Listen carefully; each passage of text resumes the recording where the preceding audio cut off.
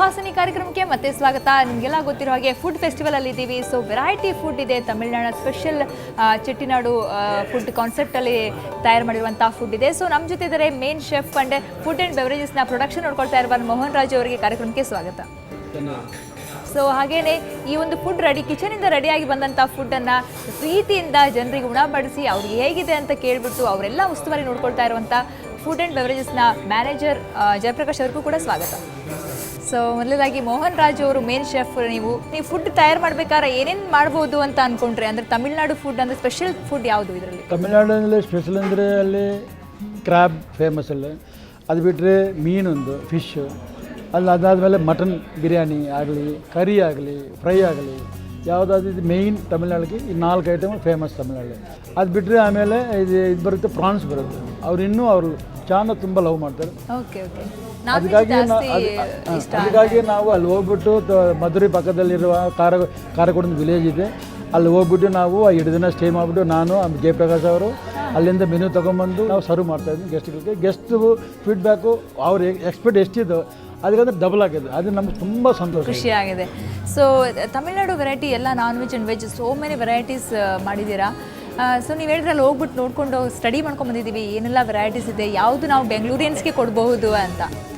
So ನಿಮ್ಮ ಅದರಲ್ಲಿ select ಮಾಡ್ಕೊಂಡ್ರಾ ಹೆಂಗೆ, ಅಥವಾ ಎಲ್ಲ ಆಲ್ಮೋಸ್ಟ್ ಎಲ್ಲ ಟ್ರೈ ಮಾಡಿದ್ದೀರಾ? ಎಲ್ಲ ಟ್ರೈ ಮಾಡಿದ್ವಿ. ಪ್ರಾನ್ಸ್ ಆಗಲಿ, ಕ್ರಾಬ್ ಆಗಲಿ, ಫಿಶ್ ಆಗಲಿ, ಬಿರಿಯಾನಿ ಆಗಲಿ, ಚಿಕನ್ ಆಗಲಿ ಎಲ್ಲ ಬಂದು ಟ್ರಯಲ್ ಕೊಟ್ಬಿಟ್ಟು ಜನಗಳಿಗೆ ಕರೆದ್ಬಿಟ್ಟು ನಾವು ಎಲ್ಲ ಟ್ರಯಲ್ಸ್ ಕೊಟ್ಬಿಟ್ಟು ಆಮೇಲೆ ಹೋಗಂದ್ಮೇಲೆ ನಾವು ಇಂಪ್ಲಿಮೆಂಟ್ ಮಾಡಿದ್ವಿ ನಾವು. ಓಕೆ, ಜಯಪ್ರಕಾಶ್ ಅವರು ನೀವು ಹೇಳಿ, ಅಂದರೆ ಈಗ ನೀವು ಚೆಟ್ಟಿನಾಡು ಫುಡ್ ಕಾನ್ಸೆಪ್ಟ್ ರೆಡಿ ಮಾಡಬೇಕು ನಮ್ಮ ಫುಡ್ ಫೆಸ್ಟಿವಲಲ್ಲಿ ಅಂತ ಯಾಕೆ ಅಂದ್ಕೊಂಡ್ರಿ? ಆ್ಯಕ್ಚುಲಿ ಪ್ರೆಸಿಡೆಂಟ್ ಹೋಟೆಲ್ ಒಂದು 2 ವರ್ಷದಿಂದ ನಾವು ಫುಡ್ ಫೆಸ್ಟಿವಲ್ ಮಾಡಿರಲಿಲ್ಲ. ಅದಕ್ಕೋಸ್ಕರ ಒಳ್ಳೆ ಫುಡ್ ಫೆಸ್ಟಿವಲ್ ಕೊಡೋಣ.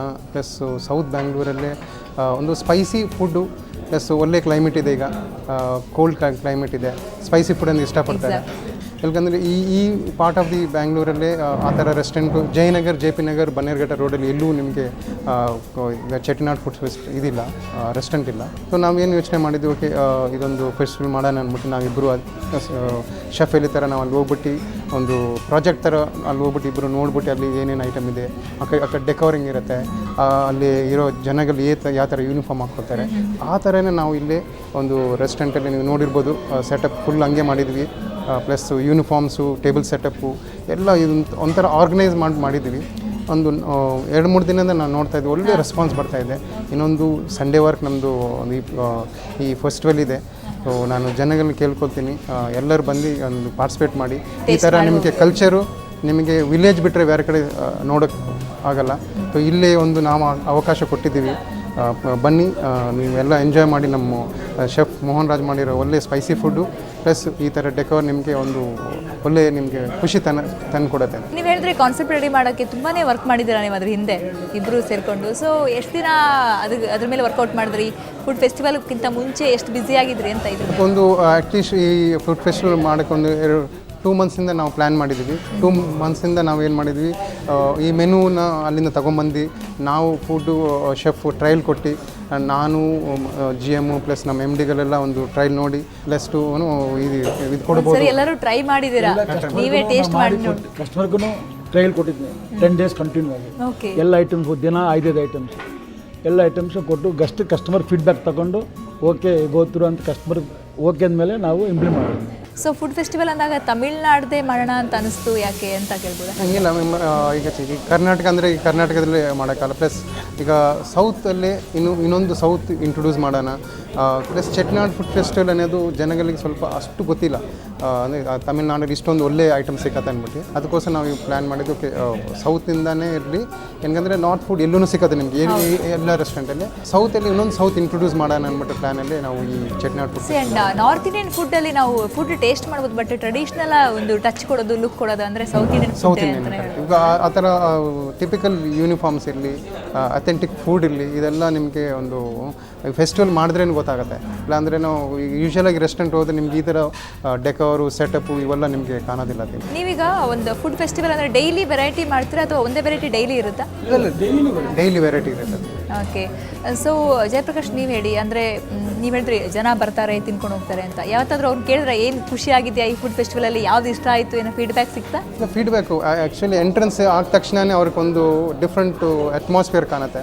ಸೊ ಒಂದು ಸಾರಿ ಅವ್ರು ಹೊರಗಡೆ ಬಂದ ತಕ್ಷಣವೇ ಒಂದು ವೆಲ್ಕಮಿಂಗ್ ಒಂಥರ ಅವ್ರು ಕಾಣುತ್ತೆ. ಓಕೆ, ಅವ್ರು ಎಲ್ಲೆಲ್ಲೋ ಹೋಗ್ತಾರೆ ರೆಸ್ಟೋರೆಂಟ್ಗೆ, ಈ ಥರ ಒಂದು ಎಕ್ಸ್ಪೀರಿಯನ್ಸ್ ಅವ್ರಿಗೆ ಸಿಕ್ಕಿರಲಿಲ್ಲ ಅದರಿಂದ. ಸೊ ನಾವು ಫೀಡ್ಬ್ಯಾಕ್ ತಗೊಳ್ಳೋವಾಗ ನಮಗೆ ಅವರು ಯೂಶಲಿ ನಿಮ್ಮ ಡೆಕೋರ್ ಚೆನ್ನಾಗಿದೆ, ನಿಮ್ಮ ಹುಡುಗರು ಹಾಕೊಂಡಿರೋ ಯೂನಿಫಾರ್ಮ್ ಚೆನ್ನಾಗಿದೆ, ಫುಡ್ ರಿಯಲಿ ಎಕ್ಸಲೆಂಟ್ ಅನ್ನೋ ನಮ್ಮ ಕಮೆಂಟ್ಸ್ ಬಂದಿದೆ ನಿಮಗೆ. ಫುಡ್ ಫೆಸ್ಟಿವಲ್ ಪ್ರತಿ ವರ್ಷ ಮಾಡ್ತೀರಾ ಅಥವಾ ಫುಡ್ ಫೆಸ್ಟಿವಲ್ ಮಾಡೋದು ಒಳ್ಳೆಯದು ಅಂತೀರಾ, ಏನಂತೀರಾ ನೀವು? ಇನ್ನೂ ಫುಡ್ ಫೆಸ್ಟಿವಲ್ ಮಾಡಬೇಕನ್ನೋ ನಮ್ಮದು ಪ್ಲ್ಯಾನ್ ಇದೆ. ಎವ್ರಿ 6 ಮಂತ್ ಮಾಡಬೇಕನ್ನೋ ಒಂದು ಪ್ಲ್ಯಾನ್ ಇದೆ.